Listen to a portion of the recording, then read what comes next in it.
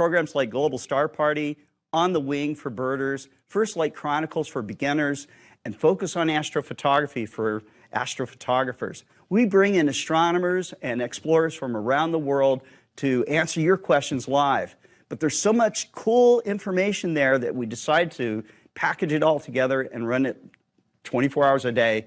We're also on Amazon Live, where we do deep dives into our products and our gear. There's so much important information as we share the education, the experience, answering questions from the audience, that kind of thing. So tune in, and thanks for watching.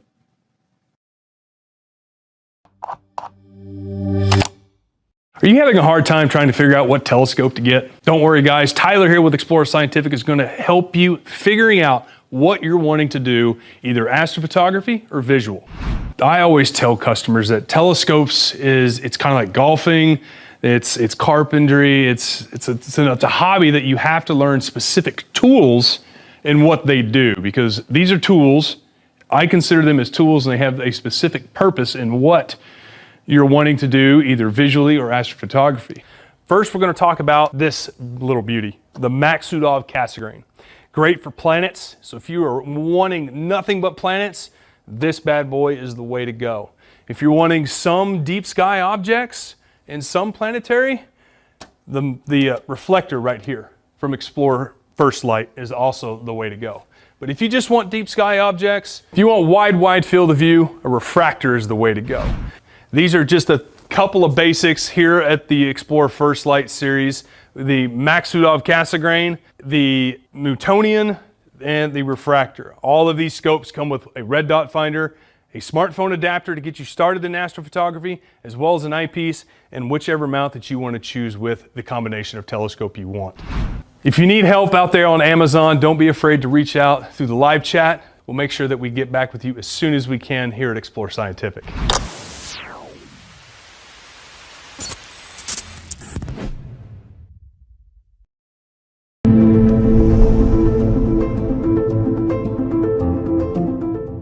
Hi, I'm Tyler and welcome back to our Explorer First Light series. Today we're going to talk about the Newtonian, and specifically this is the 114 millimeter Newtonian with a 4.5 inch mirror. How these Newtonians work is light will enter through the main objective, bounce off the primary, hit the secondary, and goes right into our diagonal, or our rack and pinion with an eyepiece or our cell phone adapter. This has 40 millimeters of draw tube. And now all these telescopes come with a red dot finder, a 25 millimeter Palossal, and a cell phone adapter. Now with these particular First Light telescopes, they always come with a couple of options as far as mounts. The EQ3, a nano mount, a Twilight 1, or an Alt-Az mount. Now, with these particular telescopes, it is always recommended that you get multiple eyepieces. And I always recommend the 52 degree series that we see here, also with a focal extender. Usually 2 times is plenty enough. Now, with these eyepieces, they are waterproof and argon purged, and they make a perfect addition to these telescopes to help you visually acquire what you're wanting to see. Now, again, I hope you guys tune in for our next episode. We're going to be talking about our 80 millimeter refractor on the First Light series. And again, my name is Tyler, and I hope you have clear skies and keep looking up.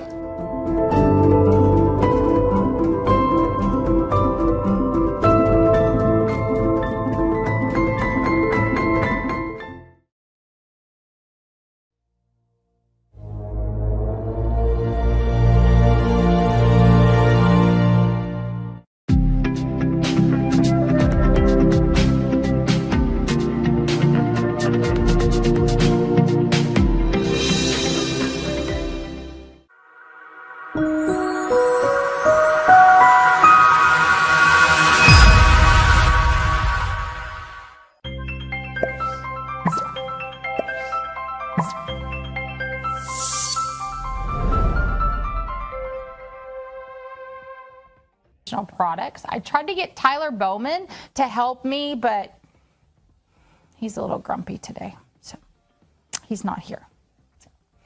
All right, so if you're out in the Amazon world, please give us a shout out. I want to know that you're out there. I want to see who's watching. I like to talk to you guys, and let me fix my TV real fast. And so anyways, So here at Explore Scientifics, we have quite a few things that are geared towards children and that a teenage age range. And so anyway, I wanted to show you some fun things that we have for kids. So here we go. So the first thing I'm going to show you is our nature, water, and land habitat. This I really like. It has a magnifier on the top, which you can take off. So there's a magnifier on the top. So when you put whatever it is in there, you can see down in it and get a close-up view of whatever you have captured. Make sure that you release whatever you capture. Then this comes right off, as you can see. And there's air holes in there, so whatever it is that you have found and want to observe for a little while can still get oxygen. The great thing about this product is that it is a land and water habitat, so you can take it down to the creek, lake, river, whatever you want to, and scoop you up something out of the water and see what you can find. So there's obviously the bucket. Then it comes with this wonderful net. I think it would be fun to catch fish with this, to try to catch fish with this at the river or the creek or whatever. Maybe the ocean. Make sure you hold on to this. Do you think you could catch little things at the ocean? I don't know. I'm used to having somebody talk with me, but today I'm by myself. Anyways, so I have this, and then we have little tweezers to pick up things. Now, be careful when you're picking up insects. Some insects can be poisonous, so we always recommend that you make sure that you try to identify whatever it is you're picking up before you pick it up.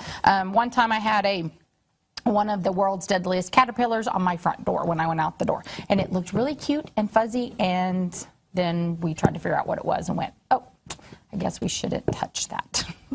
So anyway, so make sure that you try to identify whatever it is that you're capturing. And I'm going to screw this back on here just for the fun of it. So you can carry that around. It has a wonderful handle. And then, of course, it comes with an additional magnifier. It has a magnifier here, and then it has a higher magnification right here in the bottom. Let's see if I can tell you. It says 2 times to 4 times magnification. Grumpy man has arrived. Anyways, 2 times to 4 times magnification, so you can get up close to those things that you want to observe. This would be great if, let's say, like I said, you found a caterpillar that you didn't know what it was. You could look at it this way, look at it with this, try to identify it, and then if you wanted to keep it or try to capture it and keep it for a little bit, then you can. I think we have a, don't we have a video on this, Paul? Oh, I'm sorry, my screen's not working. It's not working over here, so that's why, because it shows focus on astrophotography from August 19th, 2022. So anyway, so this is our nature, land, and water habitat. Oh, we got kicked. Oh, we're still on Facebook, so there we go. Okay, so this is our nature, land, and water habitat. Here we go, and we are back on Amazon Live. So this is our nature, land, and water habitat. It's a great little thing to keep around, to take your kiddos outside and to explore and find things. This is for ages 6 and up, but obviously if you are if you have parent supervision, then you can also do a little younger. So. Other people need supervision around here. Yes, a lot of other people need supervision around here. It's fun. We like to be silly around here. Okay.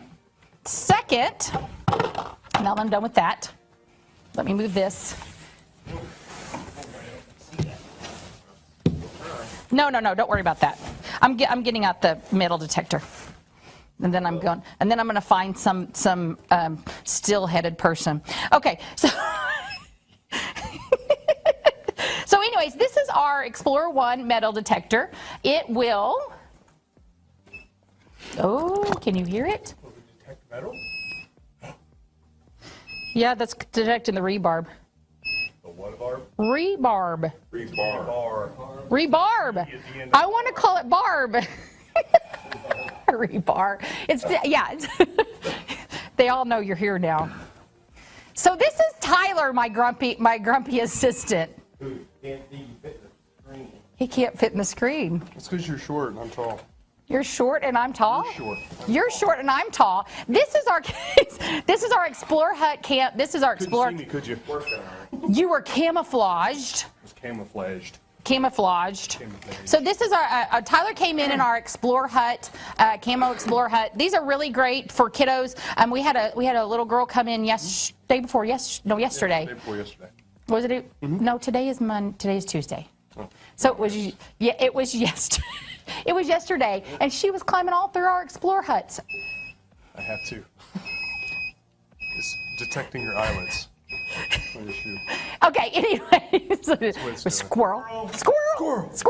Anyway, so we have these Explorer Huts in quite a few different things. We have a haunted house, Got a cupcake. a cupcake truck. Girls cupcake. People can't see your face. I don't want people to see my face. See, they can see. No, they can see. School bus. They can see my face like this. They have a school bus. A school We bus. have a rocket ship.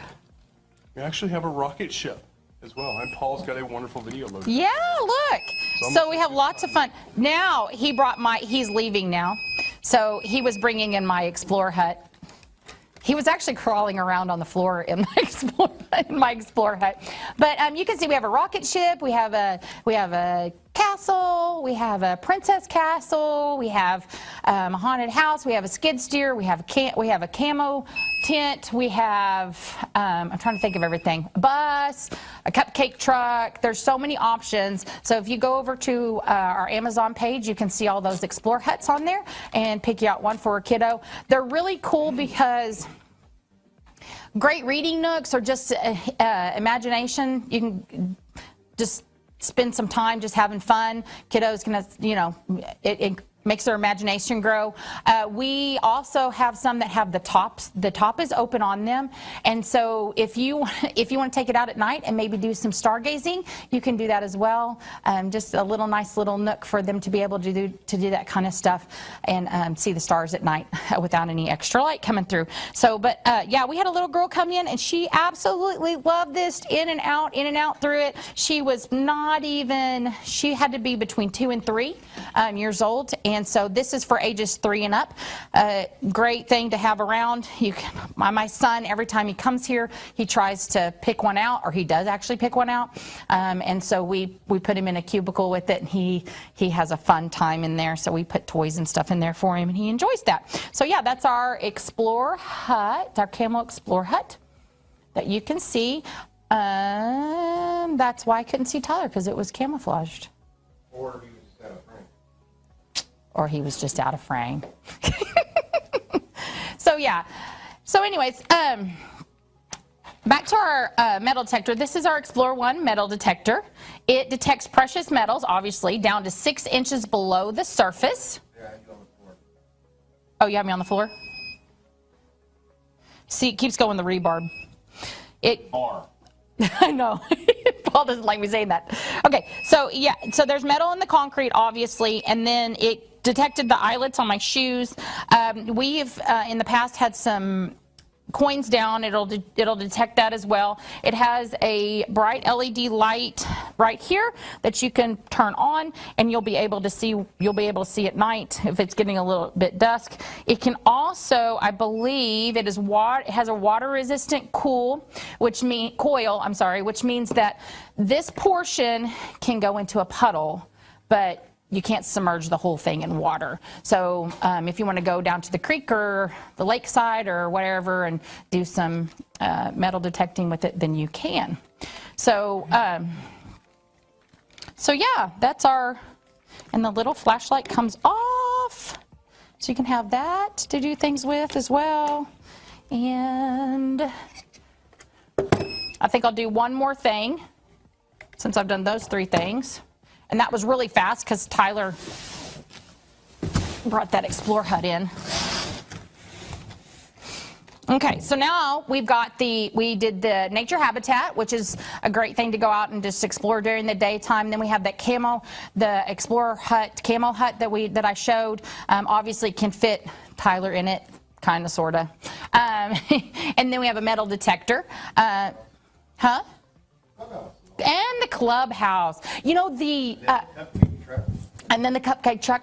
You know, it's really cool because the castles are pretty big. I don't think you have a video of those, but we have the Princess Castle and the regular castle. They're really big. So if you have a child that's a little taller or a little bigger and wants to have fun in that, then you can. These ones pretty much fit. I think my son's 5. He comes up to about here on me, and he usually fits in all of these tents. So they're pretty good. They're pretty good size and roomy and comfortable for them to hang out in and do fun stuff in. So I know, I'm sorry, I forget. No stripes. Okay, this is our National Geographic. What size is this? I forget. Oh, here, let me get the box. 50 millimeter. It's our 50 millimeter tabletop azimuth mount telescope. So this is a great, like I was saying, the Explorer huts. 50 millimeter. Sorry about that, guys. Like I was saying, some of the Explorer huts have open. The tops of them are open. We actually have a 2-room observatory tent here for adults that you can put your telescope in. The same thing is the same concept with an Explorer hut. You could do the same concept with the child, put a telescope in there and do some stargazing at night with them. This is a really small, compact telescope that's easy for little hands to carry around. This is for ages 6 and up. So it's a great starter telescope to be able to sit on a table, sit on the ground, then be at their height, and then be able to look through it. It comes with a 12.5 millimeter eyepiece, and then it also comes with a 20 millimeter eyepiece. So whenever you're doing a telescope, you want to make sure that you start with the highest magnification, the lowest magnification eyepiece, which is going to be that 20 millimeter eyepiece. You will put that in there, and then you'll point it wherever you want it to go. And like I said, this is an azimuth adjuster telescope, so so you unscrew this and the locking lever, and it'll go left and right. And then you'll unscrew this locking lever, and it'll go up and down. So it's really easy to use, really lightweight and really compact. So you can take that wherever you want to. Start off with that lower magnification eyepiece, larger number, lower magnification. I know that's backwards, but that's the way it works. You'll put that eyepiece in, point it where you need it to, moon, whatever, and then you'll just slowly work that in and out and get it into focus. It has a little lens cap, so you can take that off. And it has the dew shield doesn't move, but it has a dew shield to try to help keep that dew off your lens cell. So it's easy to just fold up and take with you. You can also, I think this little guy comes out, but I'm not quite for sure how. I have not messed with this. This is the first time I've messed with it. No, it actually is attached straight to it, so you don't ever lose your telescope. That's nice. So it all comes together. So if if you have a little one that's messing with it, it's playing around with it, then you don't have to worry about pieces getting lost or your telescope being in one spot and the tripod being in another. So they're really good, lightweight. I want to get that for my son. No, I want to get that for my son now. Okay, so you can obviously do, so refractors are great because you can do terrestrial viewing and land, and oh my gosh, my brain. You can do sky viewing, and you can look at animals as well. So this telescope will allow you to look at birds, you know, stuff in the woods. Just if you've got a back deck and you've got some woods behind you and you're just wanting to see what's out there, this will be a good little telescope to have around. That's 50 millimeter aperture. The focal length on it, let's see, I'm going to tell you, is 360 millimeters, which is a really good focal length to have. The other nice thing too is we have them. We have Barlows, 2x Barlows that you could plop on there, and that'll increase that magnification on your eyepiece, so you can see things a little bit up closer. Let's see, it's an 18 by 28, 8x magnification, so it's got that good magnification for you to be able to see things up close and personal, and you can even see the moon with it, which is always a big hit with little ones. So, so between this, you know, if I was going to get a package set for my kid, I would definitely do an Explorer hut with a telescope, or an Explorer hut with a pair of binoculars, and that's gonna really increase their exploration in our world. And so you would have you can take them out, spend some time with them, just kind of listening to what they're hearing and looking, and what a great time to just sit and be in the moment with them and have fun and do some exploring and having some adventure. And you can do that from your own backyard. You don't have to go far off, you know, miles away. You can do that from your own backyard with them, and so that would be a fun thing to have. Now, the nature habitat, you could, if you have a vegetable garden or just your backyard, wherever trees and shrubberies and stuff, finding animals, insects to put in there, or like frogs and stuff like that, you can keep those around as well. So I think right now here in Northwest Arkansas, I was seeing that silkworms are a big thing. So we actually had somebody post on a Facebook page, hey, if y'all want some caterpillars, come get them. So yeah, so you can also keep caterpillars in that nature habitat as well. And I don't know what else to talk about. You have other products back there? I do have other products back here. Magnifying glass? I don't have a magnifying glass. Because I don't have, I have this. We haven't talked about this in a while. I'm just talking too fast today. I'm like Speedy Gonzales. Paul's not liking my jokes. This is our Galileo scope. It's a DIY project. It is a great product to have to teach a child about how a telescope works. It comes with the lenses. You literally build it from the ground up. So I'm going to do that today. I don't think we've had this. I don't think we've shown this in a while. So it has its yes, I know. It has its OTA. Here's the OTA on it. I'm going to set this off to the side. And this is a true telescope. It really does work. But you just have to put it together. So the first thing we're going to do is we're going to get the lenses out. So when you're getting your lenses out to put them in, you want to make sure that they are in here correctly. One side will be concaved and one side will be curved. So we want to make sure that we put that in the appropriate way. So you can just fill on those with it, and always use tissue paper when touching your lenses. So we're going to put that there, and then we're going to put this here. And then we are going to I need the rings to hold it together. A G-scope. G-scope. So these little rings will hold this together. There's a ridge right here, so you'll just slide this on.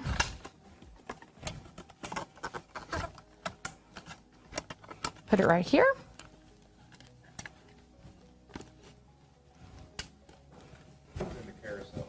Great. It's over in that carousel if y'all want to check that out. It looks like I'm missing a larger ring for some reason. Oh, wait, I didn't get it out.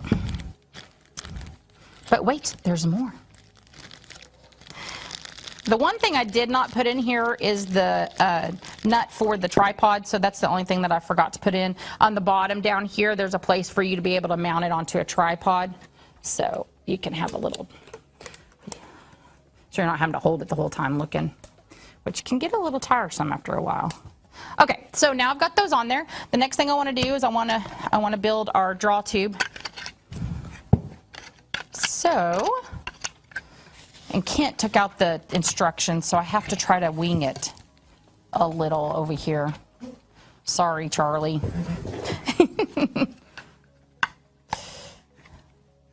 So here's a draw tube. So we're going to take another ring. We're going to stick it here. Looks like we left the eyepieces together. That's great. So we don't have to try. I don't have to try to put those together. This will slide right in. This will go here.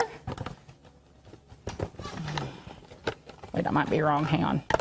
This goes in first, maybe.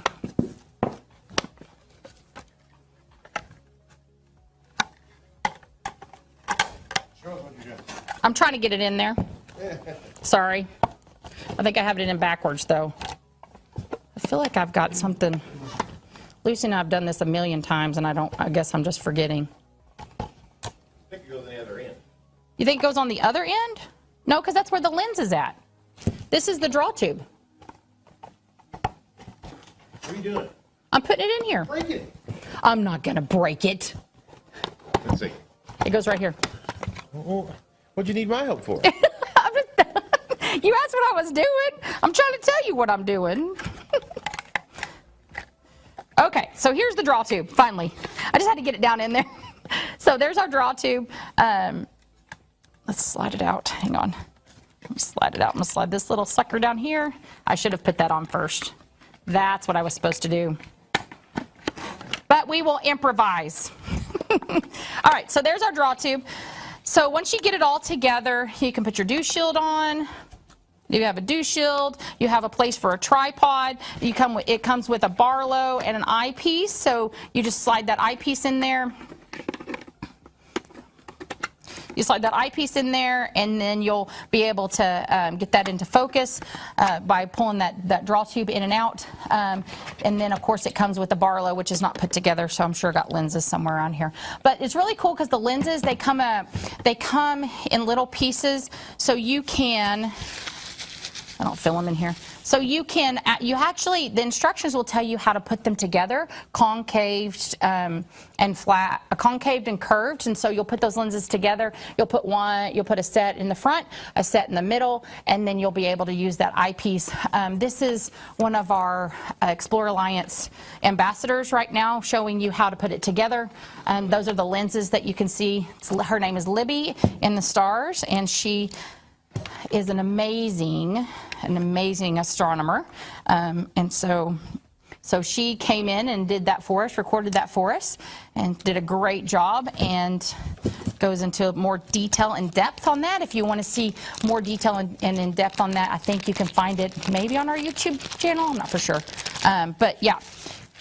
So that's what I have for you guys today. And I hope that it was good. I hope you enjoyed it. Paul G. Newton says, hello. Hello, Paul.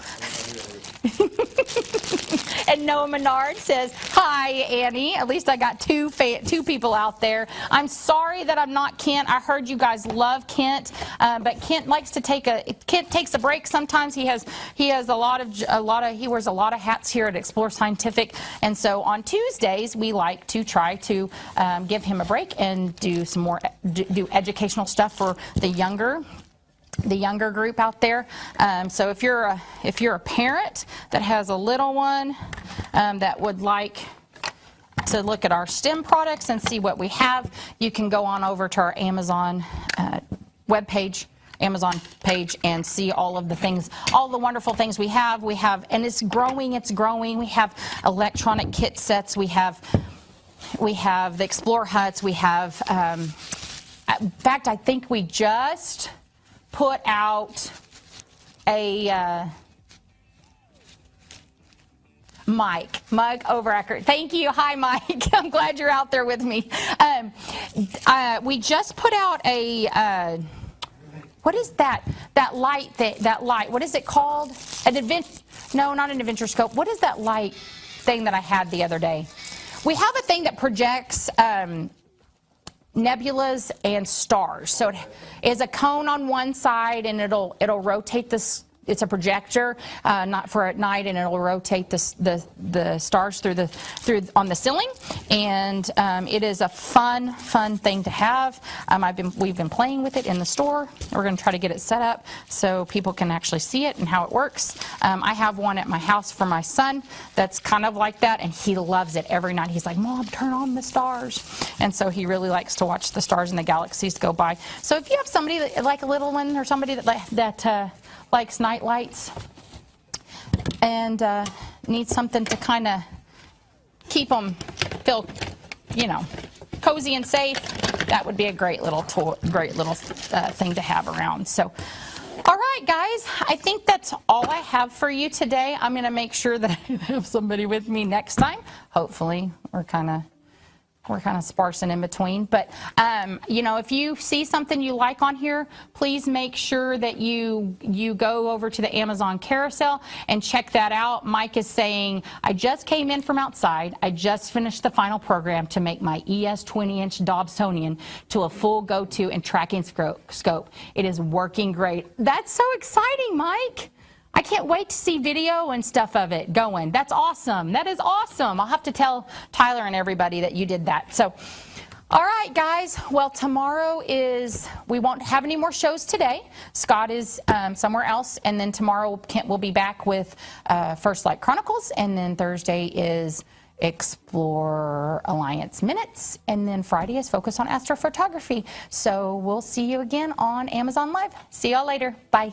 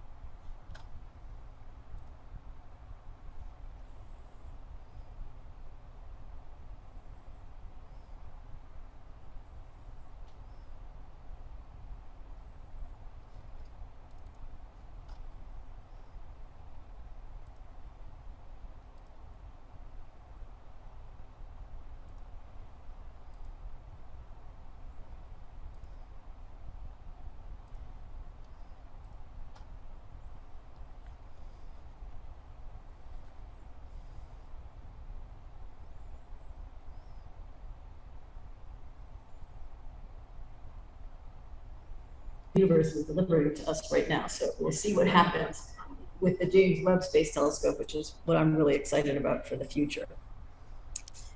So James Webb, as I mentioned, was launched Christmas Day, last Christmas, and it's about to release its first science observations a week Tuesday. So I think you'll want to stay tuned for this. I think it's going to be pretty exciting. This is a telescope. It's a 6.5 meter telescope. Hubble's a 2.5 meter telescope. It has 18 mirrors. These are made of beryllium and coated with gold.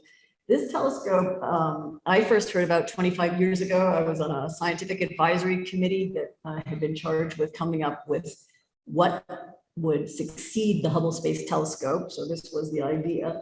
And a few astronomers were asked to go to the Goddard Space Flight Center. We were giving some advice, scientific advice, and we first heard about this telescope that would have to unfold its mirrors in space. It was going to fly 1 million miles away, 1 million miles from the Earth, unlike Hubble, can't be serviced. It would have a sunshade here that would have to unfurl in space. These things, each of the 5 layers of this sun shield is about a width of a human hair, has to unfurl in space and then be locked into place. And the astronomers in the room looked at each other and said, "This is insane. It will never work." And it worked. Yeah, it's amazing.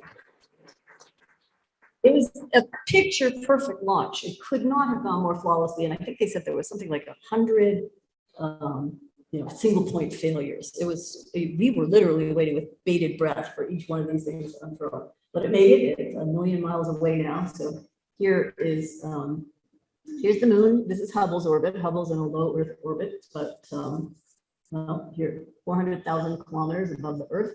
And this, the James Webb Space Telescope is now about 1 million miles from Earth, and it's a place called the L2 Lagrangian point. I'm not going to ask you about that later either.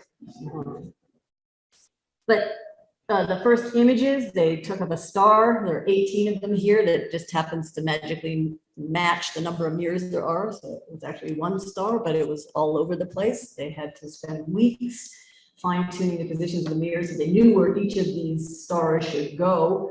And eventually they were able to focus it into a single image. And that image, with a calibration image, turned out to have galaxies in it that had never been seen before. So even the test images now are proving to be just spectacular. Here's an image that was taken by the Spitzer telescope. It's a 24-inch telescope in space, a mid-infrared telescope. Here was, again, this is a test image from Webb and the mid-infrared instrument taken in May. Now, why is Webb so interesting? Why do we want to observe in the infrared? Here's a picture. This is the Eagle Nebula. It's a region in the Milky Way where it's essentially a stellar nursery. New stars are being born in these pillars here. They're, I think the number is something like 6 trillion miles high, these things. And that's small by astronomical standards. This is a small region in our own Milky Way galaxy. And you can see these dark patches here. We can't see any stars in this nursery. But when we observe in near infrared light, suddenly you can start peering through the dust and you can start seeing where there are stars that just are not visible at optical wavelengths. And then in the mid-infrared, when you go to even longer wavelengths, you start seeing the dust radiating itself, and you can learn about the dust properties. So it has this incredible capacity. Also, because the universe is expanding with time, as we look farther and farther back, we're seeing earlier in the universe, as the universe was when the light left those objects, because light travels at a finite speed. That's something that Albert Einstein taught us. And because of the expansion, the wavelength of light is being stretched and it's being shifted to the red. And so we can observe farther back in time.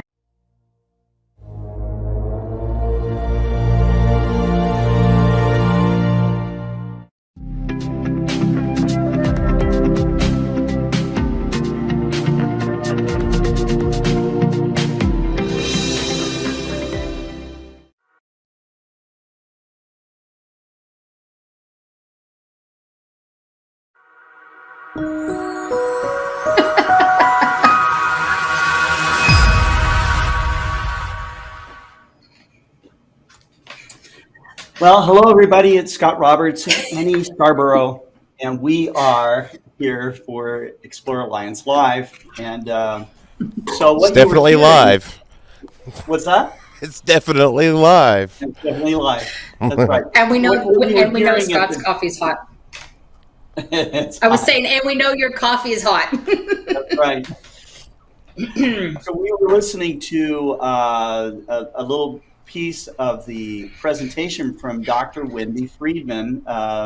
She's an astronomer, cosmologist type of astronomer from University of Chicago, and her defining work has been on something called the Hubble constant. Now, this is something that Edwin Hubble came up with as kind of a yardstick, a measuring, a mathematical measuring tool to measure the size of the universe. Since he came up with it, it's been refined, and the numbers been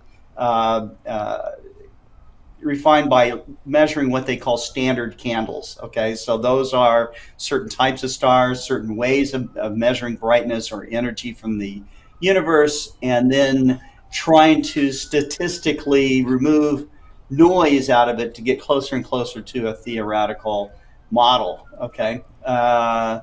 Wendy Friedman and her colleagues, I think they have it down to a certainty of like 1%. Okay.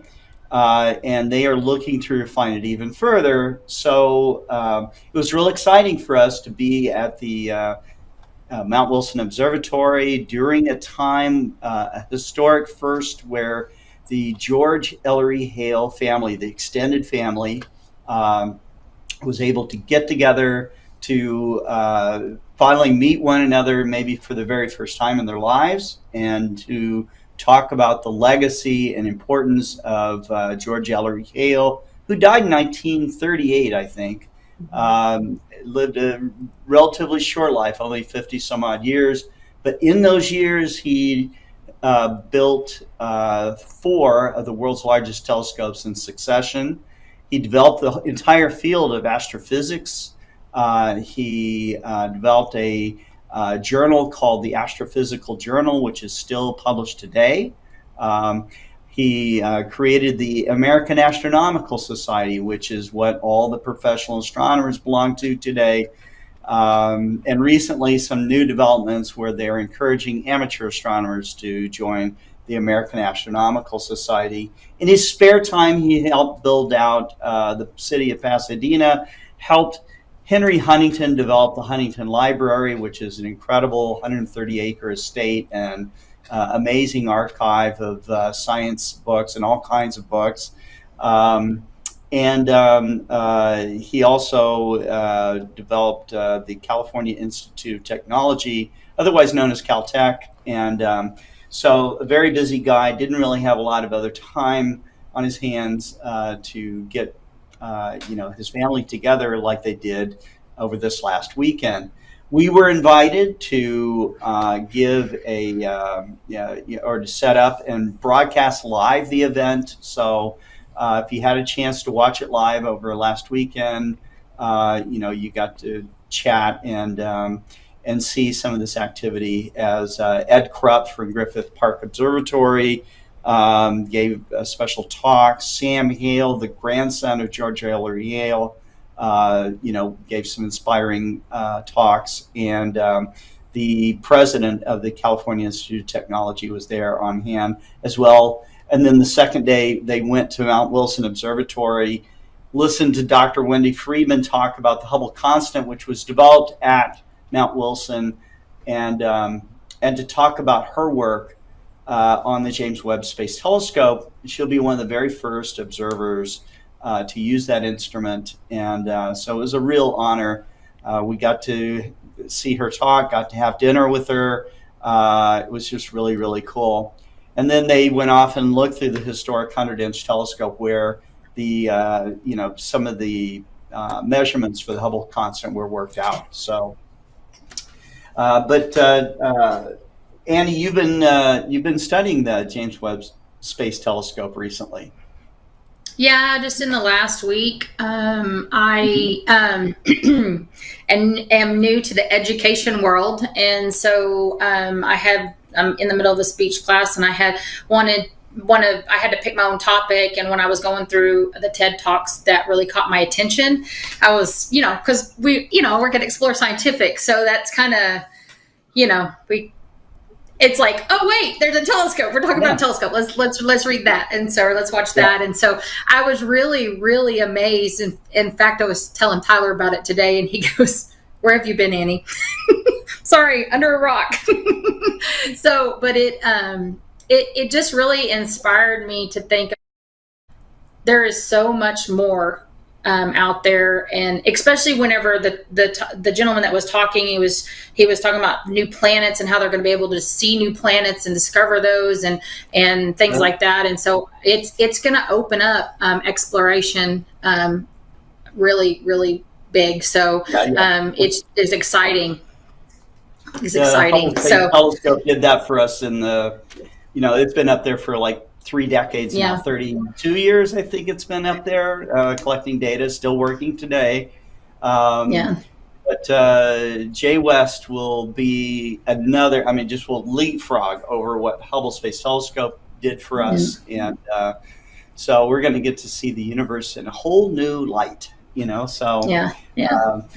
Amateur astronomers, Annie, a lot of the astrophotographers compare their 60-hour, 100-hour long exposures or whatever to the Hubble Space Telescope. That's kind of their benchmark.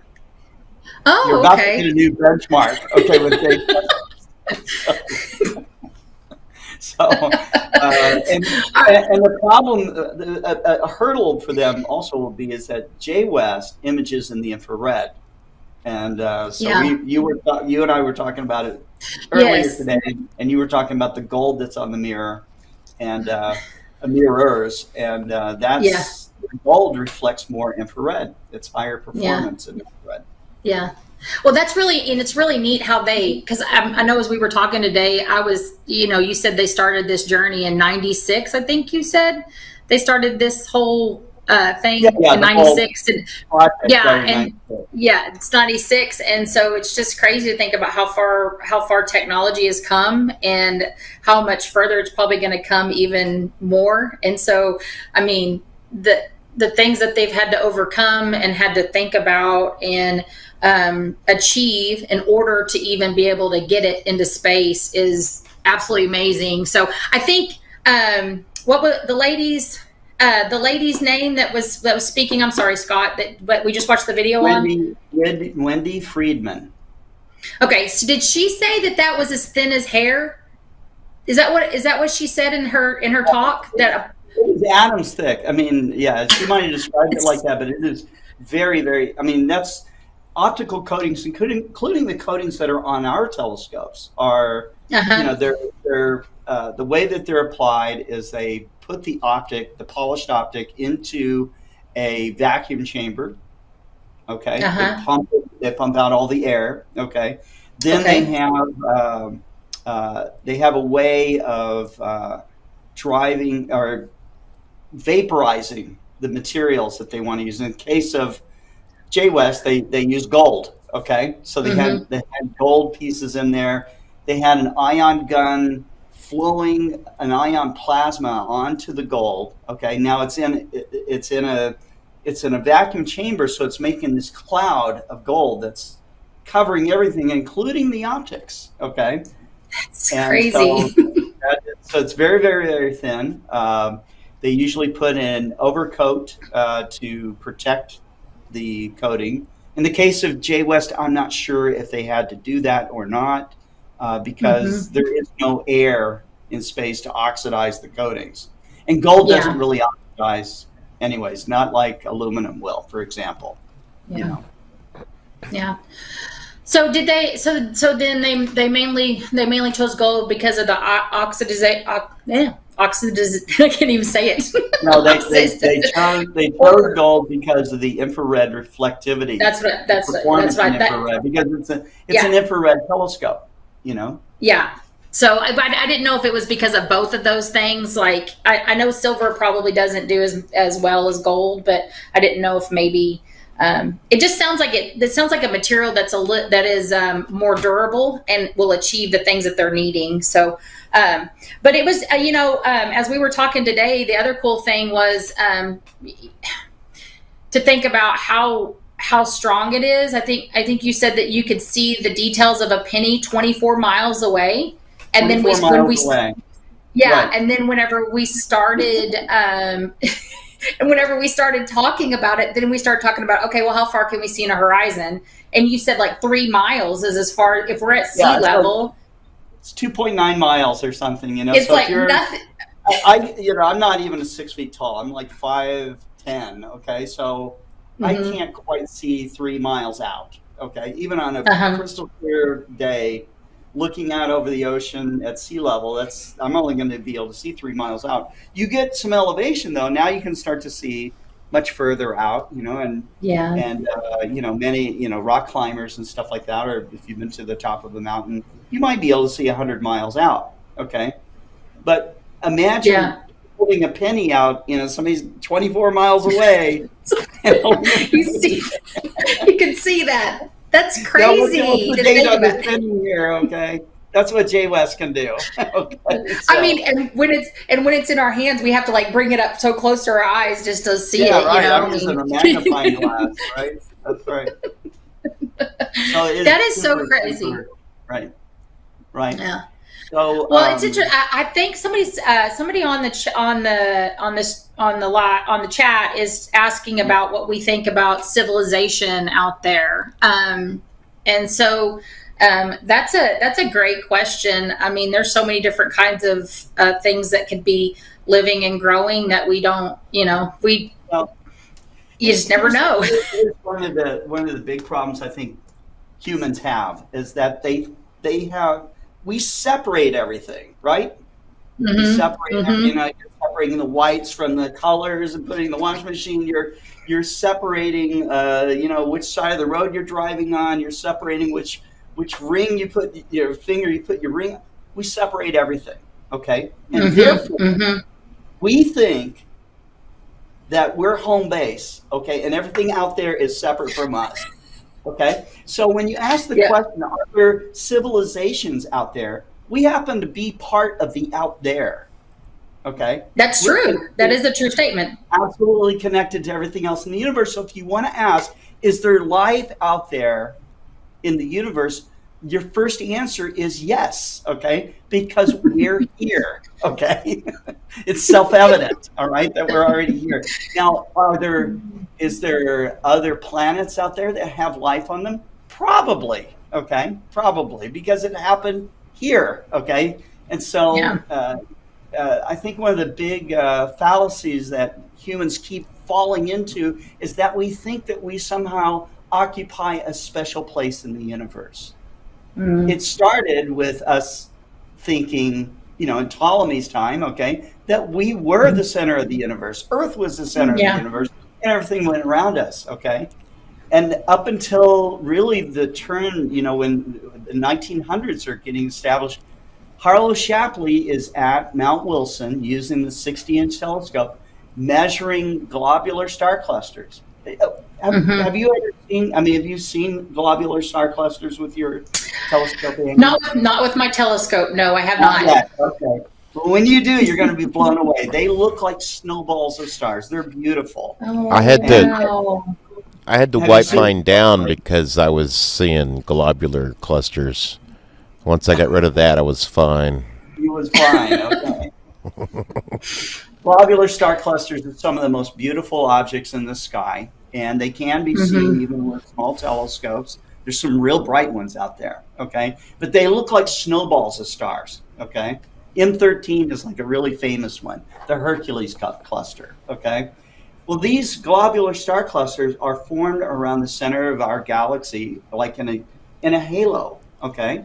And so Harlow Shapley started making very careful measurements of these globular star clusters and measuring the distances to them, okay?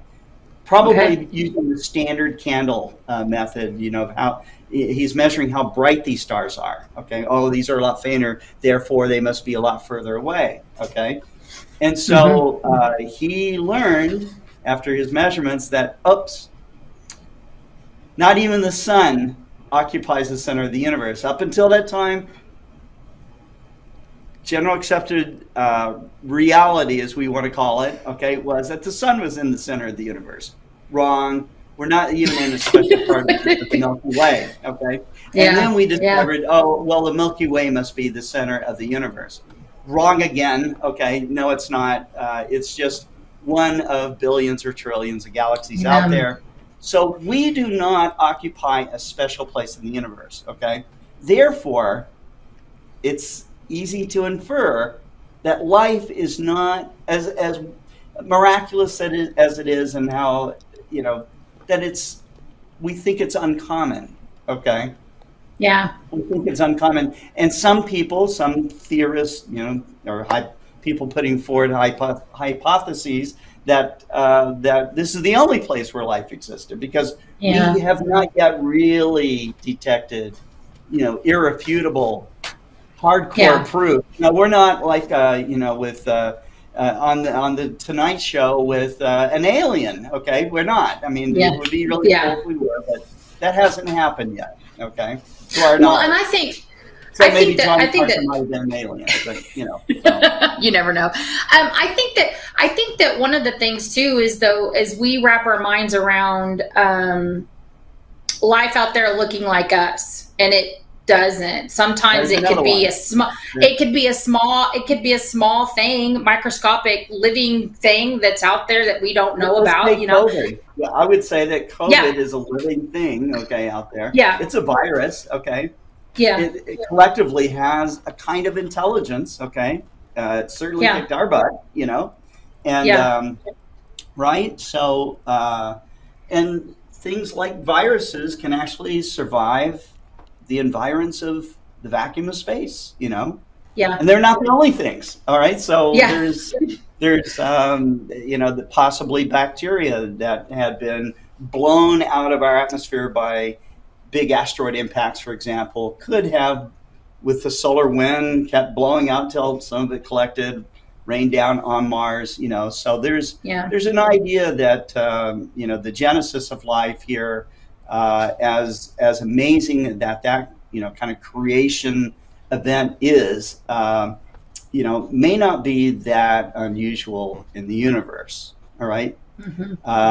So we, you know, as far as being very technical, you know, humans are still not super ultra technical. You know, I would say they just found, I don't know if you saw this, but they just found some human remains that are now dating 1 million years earlier than the oldest human remains ever found. Wow. So it puts humans back to about 3.5 million years. All right, well, let's just take the last 50,000 years. How much did we technically really know? Not much, okay? Then you keep compressing it to, you know, maybe the last 500 years. 500 years, it started getting pretty interesting. The last 400 some odd years, we got the telescope, okay? So, and now today, you know, we go all the way from Galileo's kind of not very great telescope to the James West Space Telescope, you know? Yeah, they were 300,000 years old, according to the carbon dating. You're talking about these remains? Yeah, the remains. Oh. 3 million. Huh? He said 300,000. What's the byline on this? What date is this? Yeah. That's why. I got to 2017. Go a little further. Right. Well, you know, if you honestly think about it, and like when she showed the Eagle's Nest nebula, and she called it a nursery of creating stars. If you think of everything in that aspect, then you have to come to the conclusion that there must be life somewhere. I mean, that's being created. Life's always being created it's here. Right I mean, there's you can't just assume that this is the only planet that has life on it. I mean, it's, you know, so it's just, I don't know. It's really interesting to talk about. We can't say for certain that it is. We can't. Also, you can't say that it's not. Okay, so that's the deal on that. Most people who study science, follow this kind of stuff, do realize the distances involved. Okay, we are, light years away from other stars, and so that's the deal. It is very intriguing to think about. If you went to Pekka and Connor and you guys that are really kind of commenting on this, if you went to the Jet Propulsion Laboratory and you asked the scientists there, okay, what is it that we're studying now? I mean, we kind of went through an era in astronomy where we were making maps. Okay, we were saying, okay, plotting this, and there, voila, we got a constellation. Okay, then we started trying to refine the positions of the stars. Okay. Then we learned how to measure the stars, okay, the distance to the close stars. And then we started measuring, and then this expansion thing of, which started really and got kicked off big time in 1923 when Edwin Hubble discovered a variable star in the Andromeda Nebula. Okay, that happened at the 100 inch at Mount Wilson. And suddenly we went from, oh my goodness, the whole universe isn't just the Milky Way. There are lots and lots of these other island universes. Yeah, and so that went from, I don't know, probably thinking initially there's a few hundred of them to a few million of them to a few billion of them, and now maybe it's a trillion, and maybe there's parallel universes. So that's there's no count. I don't think we can count how many things are probably out there. It just keeps going and going and going, which is amazing. I mean, what a great exploration, to be able to be a part of and and watch that journey unfold. I mean, I know that they had major things to overcome, from getting the telescope into the rocket to getting it out into space and unfolding it, and there was just a lot to do in order it to be able to do that. And so, and I want to know who thought, okay, I just can see them trying to figure out, this telescope is way too big to fit in a rocket. Let's figure out how to origami fold it down so it'll fit in there. It was an origami. It was just amazing. I mean, I think Wendy said in the talk there was like 100 points of failure. There was more than 100 single points of failure. I think it was like 300 and some odd. Just crazy, okay? Numbers of likelihood of failure.